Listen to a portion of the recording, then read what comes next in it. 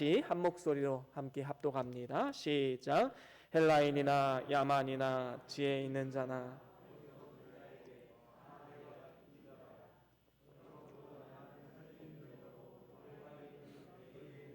복음 전하기를 원하노라. 내가 복음을 부끄러워하지 아니하노니 이 복음은 모든 믿는 자에게 구원을 주시는 하나님의 능력이 됨이라. 첫째는 유대인에게요 또한 헬라인에게로다. 아멘. 아멘. 우리 함께 말씀 들고 선포합니다. 시작.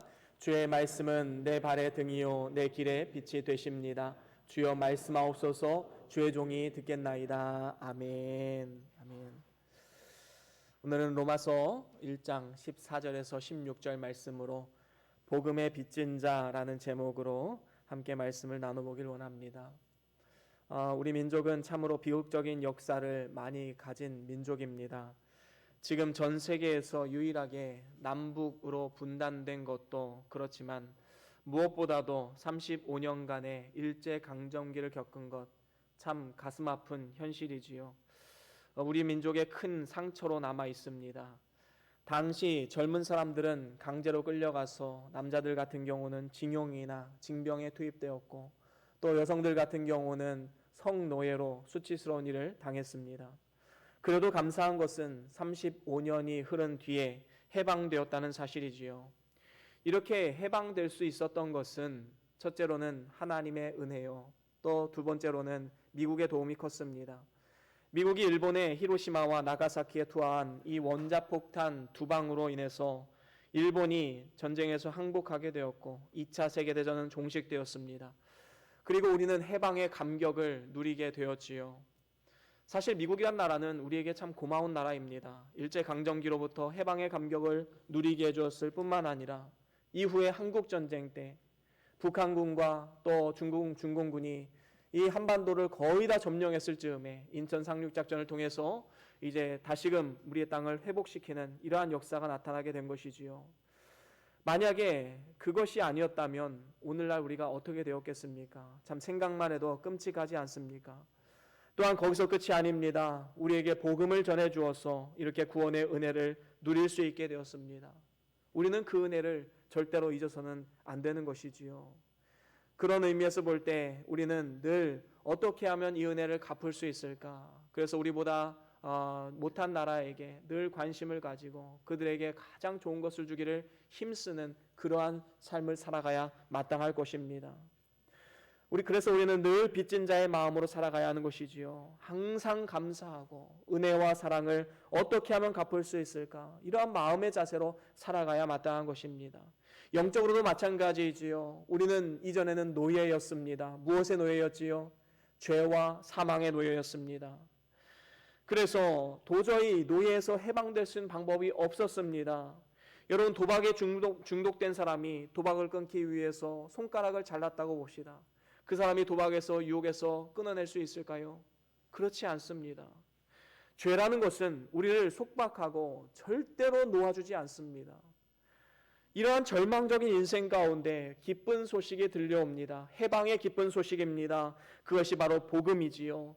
복음이라는 말 자체가 복된 소식, 기쁜 소식이라는 뜻을 가지고 있습니다. 그리스도의 탄생, 그리스도의 대속, 그리스도의 부활, 그리스도의 승천, 그리스도의 재림, 이 5가지가 복음의 핵심이지요. 이러한 복음이 우리의 인생 가운데 찾아오게 된 것입니다. 그래서 죄와 사단의 모든 속박으로부터 우리를 해방시키고 사망에서 생명으로 옮겨진 것, 이것이 바로 복음인 것입니다. 놀라운 하나님의 은혜가 아닐 수 없지요. 그래서 우리는 다 복음의 빚진 자들입니다. 쉽게 말하면 하나님의 사랑에 빚을 진 사람들이지요. 그렇다면 우리의 태도가 어떠해야겠습니까? 그 사랑을 우리가 어떻게 하면 갚을 수 있을까? 늘 고민하고 기도하는 태도로 살아가야 마땅한 줄로 믿습니다. 일평생 울어도 눈물로 다 갚을 수가 없기에 우리는 늘 그 은혜와 사랑을 갚으려고 힘쓰고 노력해야 마땅한 것입니다. 저는 그래서 오늘 여러분들과 함께 복음의 빚진 자의 자세가 구체적으로 우리의 삶 가운데 어떻게 나타나야 하는지 3가지로 함께 말씀을 나눠보길 원합니다. 복음의 빚진 자의 자세, 첫 번째는 복음을 위해서 우리는 스스로 종이 되어야 합니다. 죄의 노예로 살아갔던 것은 우리의 영이 원치 않은 바였습니다. 중생한 영은 절대로 죄의 노예로 살아가게끔 놔두지 않습니다. 그리고 원치도 않습니다. 하지만 이제 죄의 노예로부터 해방된 우리가 복음을 위해서 스스로 종된 삶을 살아가야 함을 말씀하고 있는 것이지요. 이제는 자유자가 되었지만 복음을 위해서 스스로 다시 종이 되는 삶을 사는 겁니다. 이것은 죄의 종이 되어야 한다는 것이 아니라 복음을 위한 종, 하나님의 종이 되어야 한다는 것이지요. 오늘 말씀 14절에도 이렇게 말씀합니다. 헬라인이나 야만이나 지혜 있는 자나 어리석은 자에게 다 내가 빚진 자로다. 누구에게든지 나는 빚진 자다 라는 태도로 섬김을 감당했던 이 사도 바울의 모습을 우리는 볼 수 있습니다. 여기서 빚진 자라는 뜻으로 이제 헬라어 단어를 보니까 오페일레테스라는 단어를 사용했는데 이 단어의 뜻이 빚이라는 단어도 있지만 뜻도 있지만 또 다른 의미로 의무 또는 죄 이러한 의미도 가지고 있었습니다. 이 말은 무엇입니까? 빚을 갚지 않는 것은 율법을 어기는 것이고 죄에 대한 형벌을 받아야 합니다. 또한 반드시 갚아야 하는 의무를 가졌다는 점에서 빚진 자라는 표현을 쓴 것이지요. 이러한 사실을 통해서 알 수 있는 것은 무엇입니까? 사도 바울은 지금 내가 복음을 위해서 살지 않으면, 빚진 자로서 살지 않으면 나는 죄를 범하는 것이고, 또한 이것을 빚진 자의 자세로 사는 것이야말로 나의 사명이고 나의 책임이고 나의 의무이다라는 것을 말해주고 있는 것입니다. 고린도전서 9장 19절에도 보면 사도 바울의 아주 귀한 고백이 나오지요. 우리 같이 한번 읽어볼까요? 고린도전서 9장 19절입니다. 시작. 내가 모든 사람에게 자유하였으나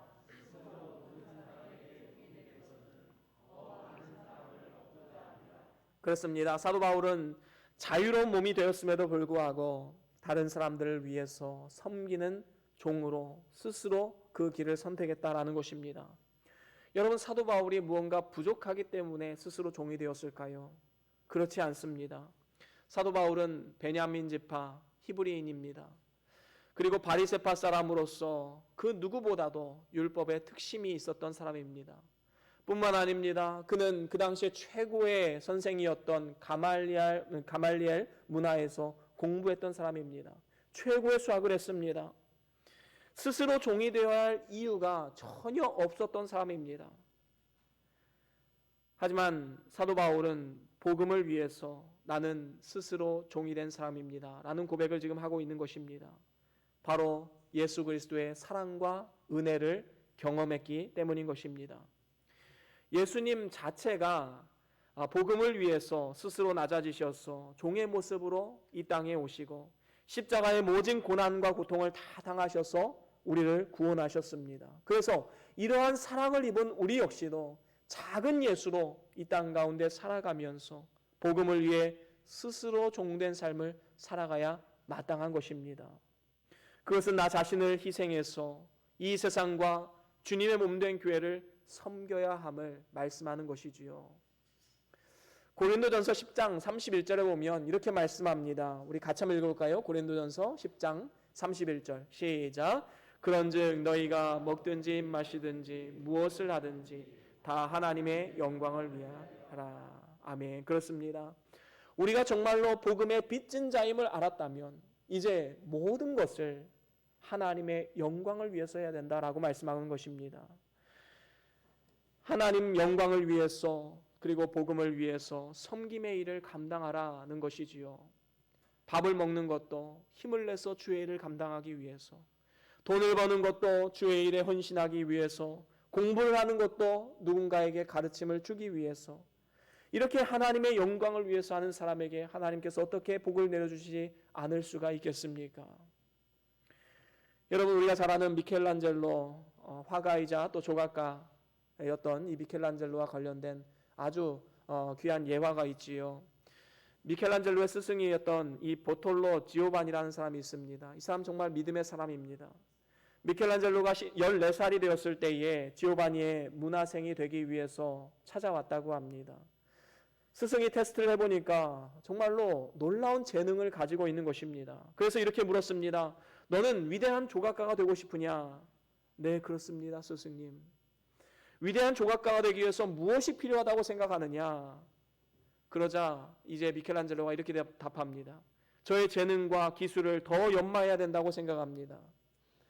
미켈란젤로의 이 말을 듣고 스승이 이러한 대답을 했다고 합니다. 내 기술만 가지고 되는 것이 아니다.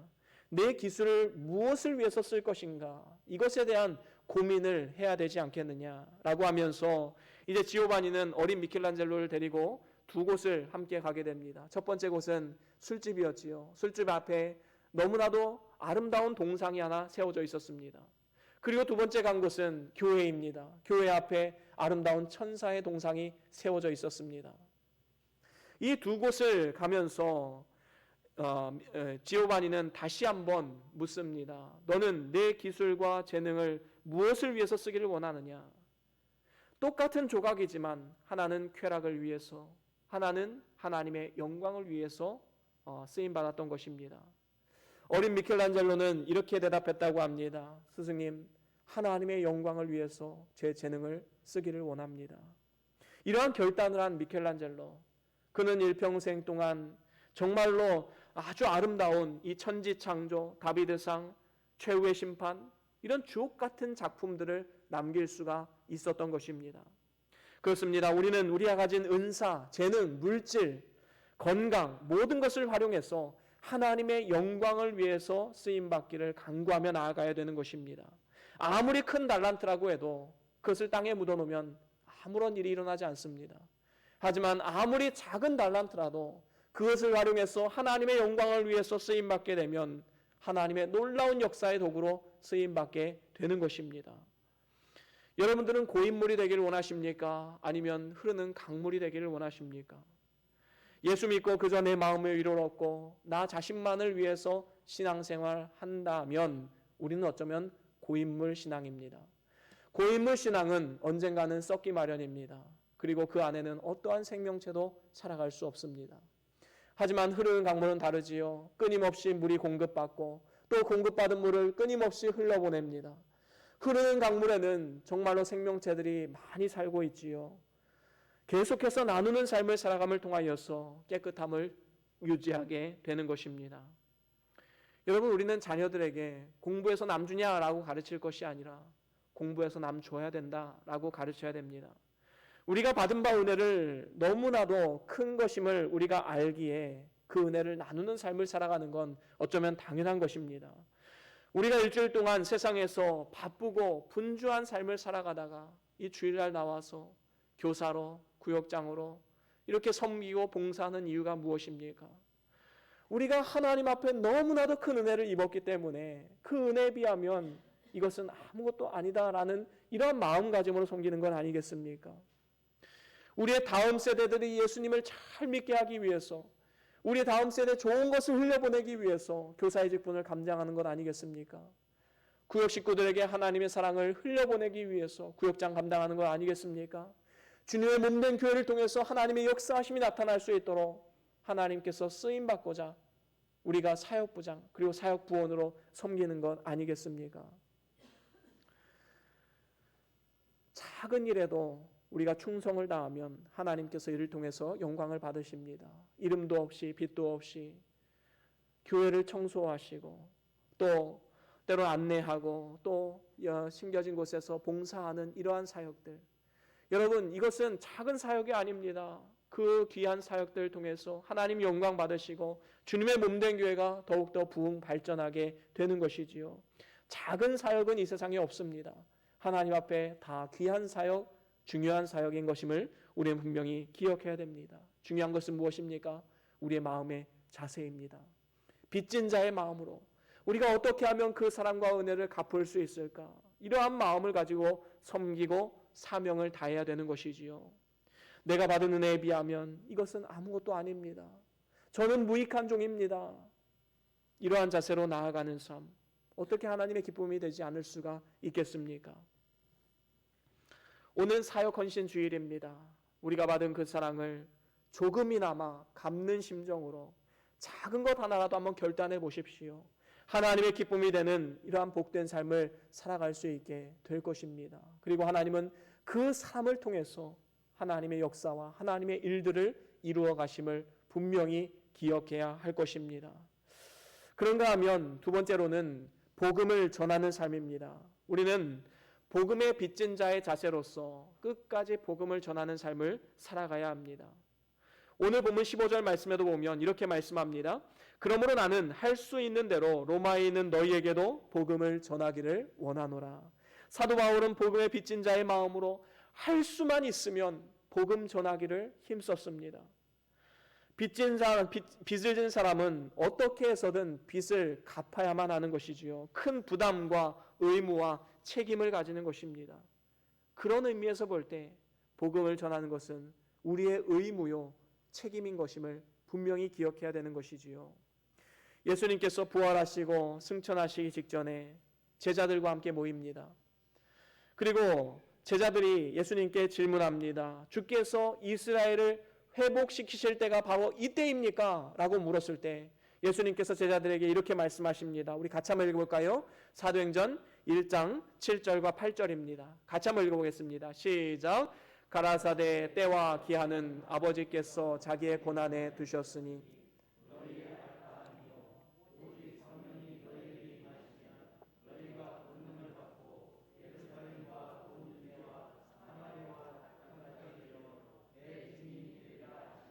그렇습니다. 이 때에 관한 문제는 너희가 알 바가 아니다. 너희가 해야 될 일은 무엇인가?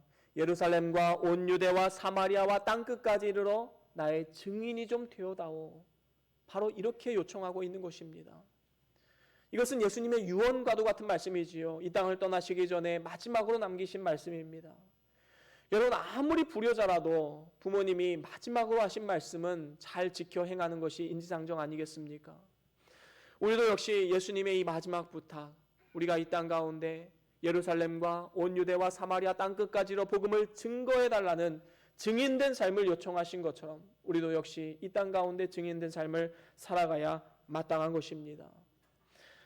영국에 있는 존 버니언이라는 사람이 있었습니다. 복음을 증거하다가 감옥에 가게 되었지요. 그런데 판사가 이제 심판대 앞에 선 이 존 버니언에게 이렇게 말합니다. 당신이 오늘 이제 석방되면, 만약에 석방되어서 나가면 복음을 증거하지 않는다는 약속을 한다면 내가 오늘 너를 풀어줄 수 있겠다라고 말합니다. 그러자 존 버니언이 이렇게 말합니다. 당신이 오늘 나를 풀어준다 하더라도 나는 오늘부터 복음을 증거할 것입니다. 결국에는 감옥에 투옥되었지요. 12년을 감옥에 있었습니다. 그런데 놀라운 사실은 무엇입니까? 그 감옥 안에서 절망하고 좌절하고 신세한탄한 것이 아니라 그 안에서 책을 저술합니다. 그래서 감옥에서 나온 책이 이 철로 역정이라는 아주 기독교 역사상 가장 위대한 서적이다라고 말할 수 있는 이 책이 탄생하게 된 것입니다. 여러분, 존 버니언은 어떤 상황에서도 이 복음을 위해서 살았던 믿음의 사람이었습니다. 그렇습니다. 우리가 복음을 전해야 하는 이유가 무엇입니까? 우리가 또한 복음을 누군가에게 받았기 때문인 것이지요. 여러분, 스스로 교회에 나온 사람이 몇 명이나 되겠습니까? 하나님께서 강권적인 역사로 사도 바울과 같이 그저 꿈속에서 나타나시거나 아니면 실제로 나타나셔서 나를 믿으라 라고 말하는 경우도 물론 있습니다. 하지만 중요한 것은 우리가 믿는 것은 부모님이 나에게 전해주셨거나 아니면 친구나 직장 동료나 주변 사람들 통해서 복음을 들었기 때문에 교회에 나올 수 있었던 것이지요. 그렇습니다. 예루살렘에서 시작된 이 복음운동, 그 복음운동이 제자들로부터 시작해서 계속해서 확장이 되어 갑니다. 그리고 2000년이 지난 지금 우리나라에까지 왔습니다. 이 모든 일들이 바로 하나님의 복음을 그저 나로서만 끝내는 것이 아니라 주변 사람들에게 계속해서 증거해 왔기 때문에 그 제자들, 그리고 그리스도의 사도들, 그리스도의 제자들의 그 노고와 헌신과 수고를 통해서 지금 복음이 우리에게까지 오게 된 것입니다. 한국 땅은 지금으로부터 130여 년 전에 너무나도 무가치하고 무지하고 캄캄한 땅이었습니다. 절망의 나라였습니다. 이러한 나라에 하나님께서 귀하신 선교사님들을 보내주셨습니다. 영국에서 파송된 토마스 선교사님, 대동강을 건너다 순교를 당했습니다. 하지만 거기서 끝난 것이 아니라 미국과 캐나다는 끊임없이 선교사들을 순교하고 있음에도 불구하고 복음을 위해서 파송을 했지요. 그리고 복음이 결국에는 우리 민족에게까지 오게 되었고, 지금은 우리가 안전하게 이렇게 예수님을 믿고 살아갈 수 있는 이 시대를 살아가고 있는 것입니다. 얼마나 큰 하나님의 은혜입니까?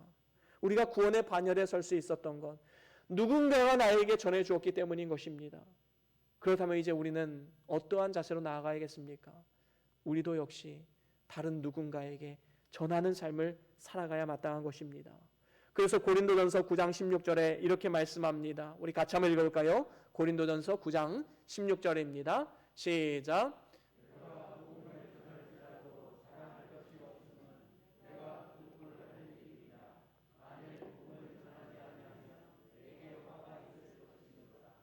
그렇습니다. 사도 바울에게 있어서 복음을 증거하는 것은 자랑이 아니었습니다.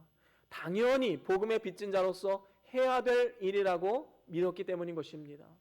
하나님 앞에 나는 무익한 종입니다. 무익한 종은 해야 할 일을 한 것뿐입니다. 이렇게 겸손한 자세로 나아갈 수밖에 없지요. 더 나아가서 내가 만약에 복음을 전하지 않으면 나에게 화가 임할 것이다. 이러한 자세로 나아갔던 것입니다. 오늘 우리는 과연 믿지 않는 주변 사람들을 향해서 어떠한 안타까운 마음을 가지고 있습니까? 우리는 저들을 지옥에 보낼 수 없다는 이 사명감을 가지고 복음을 증거해야 되는 것입니다. 구세군의 창시자 부스 대장이 있습니다. 그는 꿈에서 천국에 갔는데 너무나도 좋은 거예요. 근데 갑자기 이웃 하나가 나타나서 왜 이렇게 좋은 천국을 나에게 전하지 않아서 이곳에 오지 못하게 했느냐, 이러한 이야기를 듣고 꿈에서 깨게 됩니다. 그래서 그 순간부터 이제 그 이웃을 비롯해서 주변 사람들에게 복음을 증거하기 시작합니다. 사랑을 실천하기 시작합니다. 그래서 열심히 전도해서 이 구세군이라는 단체를 창설하게 됐다고 하지요. 물론 오늘날은 코로나19로 인해서 복음을 증거하는 것이 무척이나 힘든 시대를 살아가고 있습니다. 토요일이 되면 믿지 않는 가족이나 친구들에게 많이 듣는 질문이 있을 거예요. 너 내일 교회 갈 거야? 이런 말이죠. 여러분, 이 말은 뭐예요? 지금 이렇게 코로나가 퍼지고 있는데 왜 교회를 가려고 그래? 이렇게 말하는 것입니다. 여러분, 이런 말 하는 사람들에게 복음을 증거한다고 그 사람이 교회를 따라 나올까요? 참 너무나도 힘든 시대를 살아가고 있습니다. 하지만 우리는 포기하지 말아야 될 것은 우리가 꼭 입으로 복음을 증거하는 것만 있는 것이 아닙니다. 우리의 삶을 통해서 평소에 그리스도의 향기를 뿜어내는 삶을 살아가야 마땅한 것이지요. 남들보다 조금 더 수고하고, 남들보다 조금 더 희생하고, 남들보다 조금 더 섬기고, 사랑과 격려의 한마디, 이러한 것들을 통해서 그리스도의 향기가 나타나게 되는 것입니다. 또한 이러한 모습을 통해서 세상 사람들은 그리스도의 사랑을 느끼게 될 것입니다. 저와 여러분들이 심겨진 그곳에서 삶을 통해서 살아계신 예수 그리스도를 보여주고 우리가 만나는 모든 사람들에게 선한 영향력을 끼치는 이러한 축복의 삶을 살아갈 수 있기를 주의 이름으로 간절히 축원합니다. 그런가 하면 마지막으로 세 번째로는 복음의 능력을 우리는 믿어야 됩니다. 여러분, 우리가 복음을 전했다면 이제 복음의 능력을 믿어야 됩니다. 그 복음의 능력은 우리의 삶과 가정을 변화시키는 능력이지요.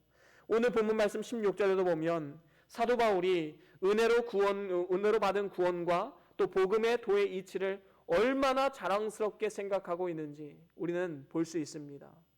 내가 복음을 부끄러워하지 아니하노니, 사도 바울은 복음을 위해서 당했던 모든 고난과 고통과 핍박과 조롱을 부끄러움으로 여기지 않았습니다. 사람들은 말합니다. 왜 복음 사역자, 하나님의 일을 하는 사람인데 왜 저런 어려움을 당해야 되는가? 왜 감옥에 갇혀야 되는가? 왜 핍박을 당해야 되는가? 사람들은 조롱을 하지요. 핍박을 합니다.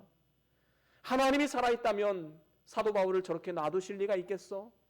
하나님을 욕되게 합니다. 그런데 사도 바울은 이러한 핍박과 조롱에도 불구하고 복음을 자랑스럽게 여겼습니다. 여러분, 교회에도요, 이제 코로나 확진자가 생기면 세상으로부터 엄청난 핍박을 받습니다. 조롱을 받습니다.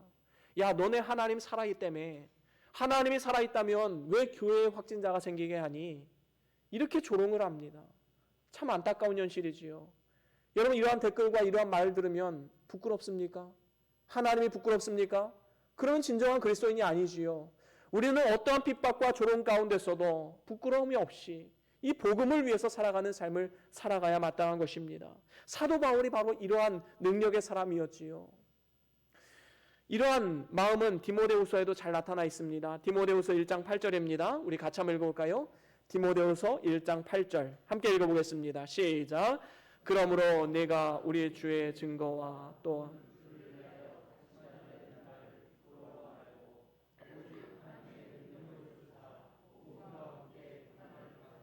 그렇습니다. 사도 바울은 지금 이 디모데에게 이렇게 말합니다. 우리 주의 증거와 또는 우리 주를 위해서 갇힌 자 된 나를 부끄러워하지 말아라. 하나님을 위해서 핍박받고 조롱받고 또 고난받는 이 모든 것을 부끄러워해서는 안 된다라고 말합니다. 오직 하나님의 능력을 쫓아 복음을 따라 고난도 함께 받아라. 여러분, 이게 바로 능력의 사람입니다. 사도 바울은 복음에 대해서 부끄러워하지 않고 자랑스럽게 복음을 증거할 수 있었던 이유가 오늘 본문 말씀 16절 중반절부터 나오지요. 이 복음은 모든 믿는 자에게 구원을 주시는 하나님의 능력이라. 그렇습니다. 디모데후서 1장 8절에도 그렇고 또 오늘 말씀 16절에도 그렇고 복음은 하나님의 능력이라 라고 선포하고 있는 것입니다. 여러분, 제가 이 능력이란 단어를 설교 시간에 자주 이야기를 했지요. 이 헬라어로 dynamis라는 단어입니다. 이것은 영어로 다이너마이트 아니면 다이나믹 이런 단어의 어원이 됩니다. 여러분, 복음의 능력은 정말로 우리의 삶 가운데 역동적으로 역사되어지고 또 복음의 능력으로 말미암아 우리의 삶이 폭발적인 어떤 변화가 나타난다라는 사실입니다. 지금까지 역사 속에서도 그랬고 우리의 삶 가운데도 복음이 가는 곳마다 폭발적인 부흥의 역사들이 나타났고 한 사람의 인생이 죽음에서 생명으로 옮겨지는 역동적이고도 획기적인 이런 변화들이 나타나는 것이 바로 복음입니다. 먼저는 이 복음이 어떻게 나타났습니까? 하나님의 능력이 유대인들 사이에서 먼저 나타났지요. 그래서 16절에 보면 어떻게 합니까? 첫째는 유대인에게요. 바로 하나님의 선민, 하나님의 택한 백성들. 그래서 초대교회와 또 바울의 초기 선교는 유대인에게 집중이 되었습니다. 디아스포라로 떨어져 있던 많은 유대교 회당에 가서 사도 바울은 복음을 증거했지요. 그 다음은 어떻습니까? 헬라인에게입니다. 헬라인은 모든 이방인의 총칭입니다. 하나님의 능력으로 역사해서 모든 이방인에게까지 복음이 증거되게 된 것입니다. 오늘날 성경은 인류가 가진 모든 언어로 완전하게 다 번역이 되었고 또 오지와 산골짜기 안에서도 선교사님들이 들어가서 복음을 증거하고 있습니다. 그렇습니다. 복음은 한 사람의 인생을 바꿔놓는 능력이 있고 가정과 이 사회를 변화시키는 놀라운 능력이 있는 것입니다. 이 능력을 믿는 사람만이 복음을 증거할 수 있는 것이지요. 인류의 구원의 역사는 복음의 능력을 믿고 담대하게 기대하며 세상으로 나아갔던 믿음의 사람들을 통해서 지금까지 이어져 오고 있는 것입니다. 여러분, 농부가 봄에 파종을 하지요. 파종을 하면서 기대를 합니다. 가을에 많은 수확을 얻을 것을 기대하면서 파종을 하지요. 어부가 배를 타고 바다로 나아가는 것은 기대를 가지고 나아가는 것입니다. 돌아올 때 만선의 기쁨으로 돌아올 것이다. 이런 기대를 가지고 나아가는 것이지요. 기대가 없다면 파종도 할 수 없고 바다로 나아갈 수도 없는 것입니다. 우리가 주님의 몸된 교회를 섬기고 심겨진 그곳에서 삶으로 복음을 전하는 삶을 사는 것, 모든 믿는 자에게 구원을 주시는 하나님의 능력이 우리의 삶 가운데 역사되어질 것을 믿기 때문에 하는 것이 아니겠습니까? 교사들은 지금 모습 그대로 가르치는 아이들을 바라보지 마십시오. 오늘 우리가 하나님 말씀으로 사람을 세우면 그들의 무한한 가능성을 지닌 사람이 되어서 이제는 20년 뒤, 30년 뒤 어떻게 하나님께 쓰임받을지 우리는 알 수 없습니다. 그렇기 때문에 이런 기대를 가지고 우리 다음 세대를 섬겨야 마땅한 것입니다. 모든 사역도 마찬가지입니다. 복음은 우리의 삶과 가정과 교회를 변화시키는 능력이 있기 때문에 그 복음의 능력을 믿고 우리는 섬겨야 되는 것이지요. 하나님께서는 오늘도 우리를 사용하기를 원하십니다. 하나님의 손이 짧아서 아니면 구원치 못해서 우리를 사용하시는 것이 아닙니다. 우리를 동역자로 세우셔서 우리에게 상급과 영광을 주시기를 원하시는 것이지요. 하나님께서 다 하시면 우리에게 주어질 영광이 무엇이 있겠습니까? 우리에게 주어질 상급이 무엇이 있겠습니까? 여러분, 복음이 가진 능력을 신뢰하십시오. 아무리 섬겨도 변화되지 않는 그 사람, 여러분, 복음의 능력이 있습니다. 한순간에 변화되는 역사가 하나님 안에서 일어날 줄로 믿습니다.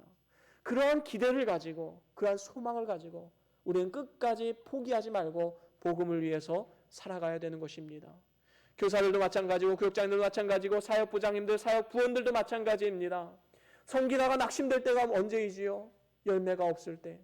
내가 열심히 했음에도 불구하고 전혀 열매가 나타나지 않을 때, 변화가 없을 때 낙심하게 됩니다. 포기하고 싶다 말합니다. 하지만 절대로 포기하지 마십시오. 하나님께서는 한순간 변화시키시는 능력의 분이십니다. 우리가 생각하지 못하는 놀라운 상급과 영광을 예비해 두고 계십니다. 이 믿음을 가진 사람은 절대로 복음을 위한 삶을 포기하지 않는 것입니다. 끝까지 복음을 전하고 복음을 빚진 자로서 살아가게 되는 것이지요. 이제 말씀을 마무리합니다. 우리 모두는 복음의 빚진 자들입니다. 내 힘과 능력으로 구원을 얻어냈다면 그것은 당연한 결과이겠지요. 구원은 오직 전적인 하나님의 은혜이기 때문에 당연한 결과가 아닙니다. 하나님의 은혜다라고 말할 수 있는 것이지요. 하나님의 선물입니다. 우리가 구원받은 것 절대로 당연한 것을 여겨서는 안 됩니다. 하나님의 은혜요 선물임을 알고 우리는 이 복음의 빚진 자로서 어떻게 하면 이 복음을 갚는 삶을 살아갈 수 있을까? 이 고민을 하면서 살아가야 마땅한 것이지요. 그 자세에 대해서 세 가지로 여러분들과 함께 나누었지요. 첫 번째는 무엇이었습니까? 그렇습니다. 복음을 위해서 내 것을 내려놓고 주님의 몸된 교회와 세상을 섬기는 종이 되어야 하는 것입니다. 우리가 뭔가 부족해서 섬기는 종이 되는 것이 아닙니다. 하나님의 은혜가 너무나도 크기에 섬기는 종으로서 섬길 수밖에 없는 것입니다. 두 번째는 무엇이지요? 그렇습니다. 우리는 심겨진 그곳에서 때를 얻든지 못 얻든지 끊임없이 복음을 증거해야 됩니다. 이것이 복음의 빚진 자로서의 삶 두 번째이지요. 세 번째는 무엇입니까? 그렇습니다. 복음은 한 사람을 변화시키는 능력이 있고 그 가정과 나라와 민족을 변화시키는 능력이 있음을 믿어야 됩니다. 그래서 복음을 전했다면 이제는 복음의 능력을 믿고 잠잠히 기다려야 마땅한 것이지요. 저와 여러분들이 이 세 가지 복음의 빚진 자의 자세를 꼭 기억하셔서 오늘 이 시간 작은 것 하나라도 한번 결심해 보길 원합니다. 이 땅을 사는 동안 하나님의 은혜와 사랑에 우리의 온 삶을 다하여 보답하시고 하나님 앞에 서는 그날에 주님께서 예비하신 모든 상급과 영광을 받아 누리시는 우리 모두의 삶과 또한 우리 가정이 될 수 있기를 주의 이름으로 간절히 축원합니다. 오늘 들어오실 때에 이 사역 헌신 작성서 혹시 받으셨나요? 예, 한번 들어보시겠어요? 예, 없으신 분은 뒤에서 좀 나눠주시기 바랍니다.